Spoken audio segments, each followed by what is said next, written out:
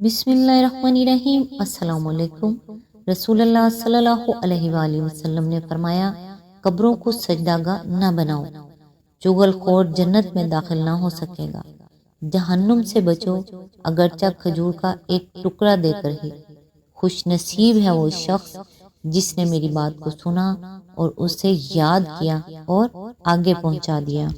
हजरत अली ने फरमाया, खुदा से जब भी दुआ मांगो तो मुकद्दर मांगो, अक्ल नहीं, क्योंकि मैंने बहुत से अक्ल वालों को मुकद्दर वालों के दर पर देखा है।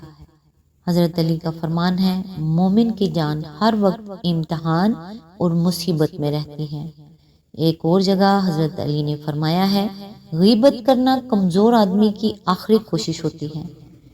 नबी पाक सल्लल्लाहु अलैहि वसल्लम ने फरमाया, जो शख्स अल्लाह पर और क़यामत के दिन पर ईमान रखता है, उसे चाहिए कि अच्छी बात कहे या खामोश रहे। अल्लाह ताला से दुआ है कि वो आपको और आपके तमाम अहले खाना को अपने हिफ्ज़ व अमान में रखे और आपके तमाम नेक और जायज़ हाजात को पूरा फरमाए, आमीन। आज इंशाल्लाह सूरत अल-अंबिया की आयत नंबर 30 से स्टार्ट करेंगे। इसका तर्जुमा और तफसीर तफ़हीमुल कुरान से बयान करूंगी जो अहले सुन्नत जमात के लिए है।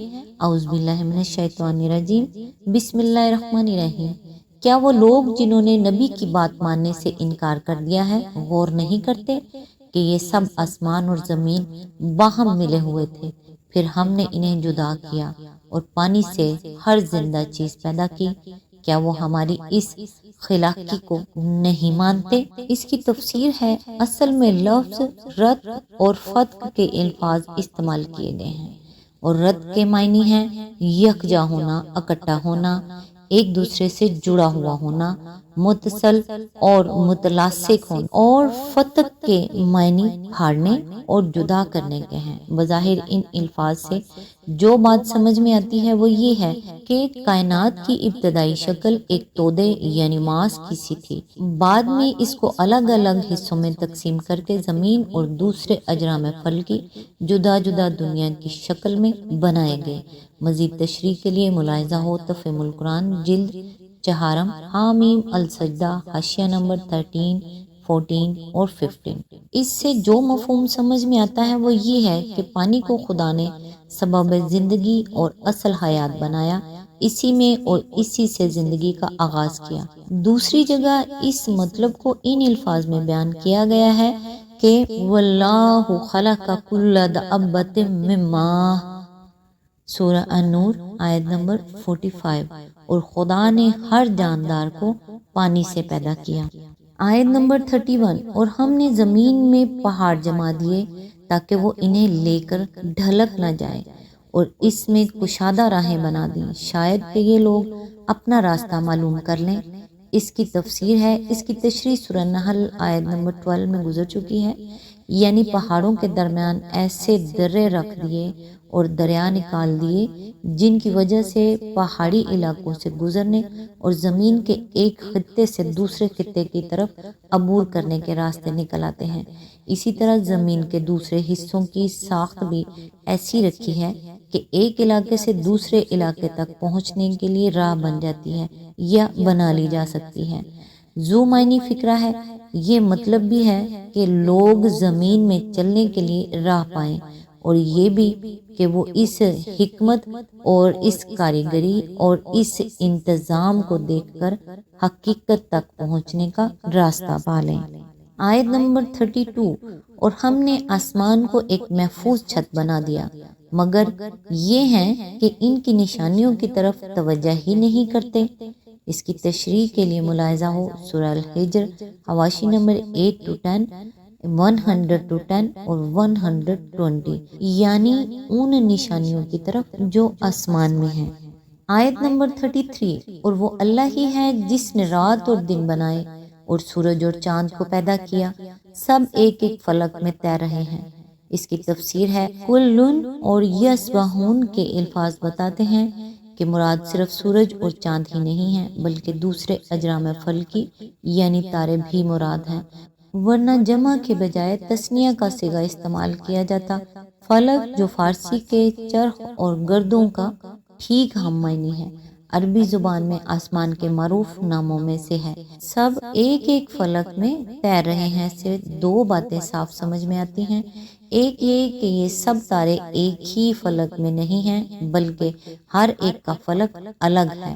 دوسرا یہ کہ فلک کوئی ایسی چیز نہیں ہے جس میں یہ تارے کھونٹیوں کی طرح جڑے ہوئے ہوں اور وہ خود انہیں لیے ہوئے گھوم رہا ہو، بلکہ وہ کوئی سیال شے ہے یا فضا اور خلا کسی نوعیت کی چیز ہے جس میں ان تاروں کی حرکت تیرنے کے فعل سے مشابہت رکھتی ہے۔ مزید تشریح کے لیے ملاحظہ ہو تفہیم القرآن جلد 4 یاسین حاشیہ نمبر 37۔ قدیم زمانے میں لوگوں کے لیے آسمان و زمین کے رتق و فتق اور پانی سے ہر زندہ چیز کے پیدا کیے جانے اور تاروں کے ایک ایک فلک میں تیرنے کا مفہوم کچھ اور تھا۔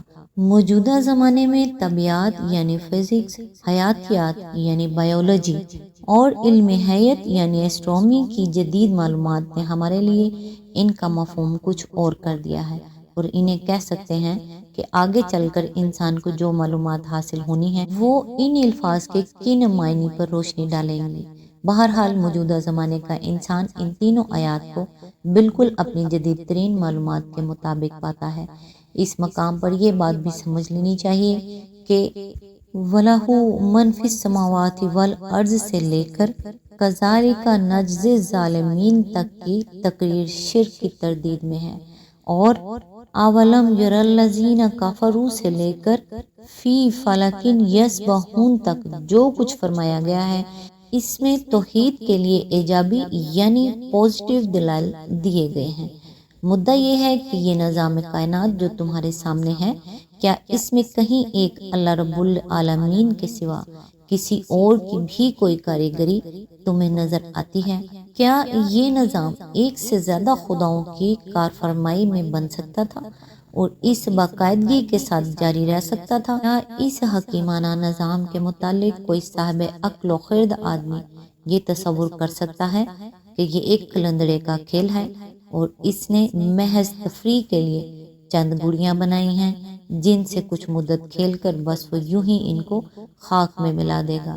یہ سب کچھ اپنی آنکھوں سے دیکھ رہے ہو اور پھر بھی نبی کی بات ماننے سے انکار کیے جاتے ہو۔ تم کو نظر نہیں آتا کہ زمین و آسمان کی ایک ایک چیز اس نظریہ توحید کی شہادت دے رہی ہے جو یہ نبی تمہارے سامنے پیش کر رہا ہے؟ ان نشانیوں کے ہوتے تم کہتے ہو کہ فَلْيَأْتِنَا بِآیَةٍ، یعنی یہ نبی کوئی نشانی لے کر آئے۔ کیا نبی کی دعوت توحید کے حق ہونے پر گواہی دینے کے لیے یہ نشانیاں کافی نہیں ہیں؟ آیت نمبر 34، اور اے محمد ہمیشگی تو ہم نے تم سے پہلے بھی کسی انسان کے لیے نہیں رکھی ہے، اگر تم مر گئے تو کیا یہ لوگ ہمیشہ جیتے رہیں گے؟ اس کی تفسیر ہے، یہاں سے پھر سلسلہ تقریر اس کشمکش کی طرف مڑتا ہے جو نبی صلی اللہ علیہ وآلہ وسلم اور آپ کے مخالفین کے درمیان برپا تھی۔ آج تک کے لیے بس اتنا ہی، نیکسٹ انشاءاللہ آیت نمبر 35 سے سٹارٹ کریں گے۔ تب تک کے لیے دعاؤں میں یاد رکھیے گا۔ اللہ حافظ۔